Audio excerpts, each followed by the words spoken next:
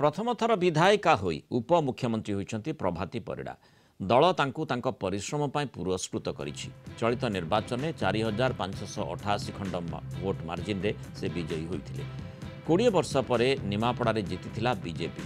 प्रभाती परिडा पूर्व बीजेपी महिला मोर्चार सभापति भावे कार्य करिछंती।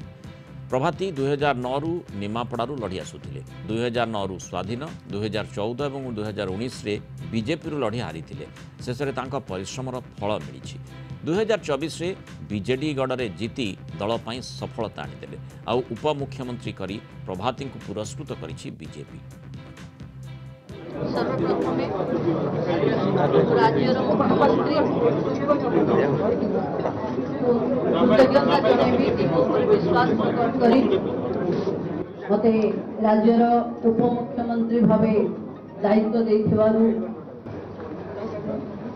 दलर सभापति मनमोहन सामंत, केंद्रीय नेतृत्व और प्रिय नेता धर्मेंद्र प्रधान महोदय, पर्यवेक्षक आसीथिबा प्रतिरक्षा मंत्री राजनाथ सिंह जी, भूपेंद्र यादव जी, प्रभारी विजयपाल जी, लता हुसैन जी,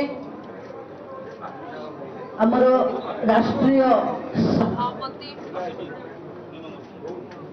देशर प्रधानमंत्री को कृतज्ञता दबु। आज जदि ओडिसा रे आमे सरकार देखिबार सुयोग पाइछु ताले साधारण लोकक उपरे प्रधानमंत्री को जो ग्यारंटी मोदी ग्यारंटी उपरे जो भरोसा विश्वास साधारण लोकंकर अछि ताको सफल रूपायन करिबा पई जो प्रतिश्रुति देशर प्रधानमंत्री ओडिसा रे बुलिला बेले ओडिसा लोकंक सहित युवक महिला कृषक माननको जो भरोसा देइचंती से भरोसा रे विश्वास रखी लोक भारतीय जनता पार्टी को सुजोग देइचंती। समस्त 4.5 कोटी ओडिया लोकंकर सेवारे महाप्रभुଙ୍କ कृपारे लोकंक गरीब कल्याण योजना रे लोकंकर मंगल हबो एवं समस्तंको पार्लियामेंटरी बोर्ड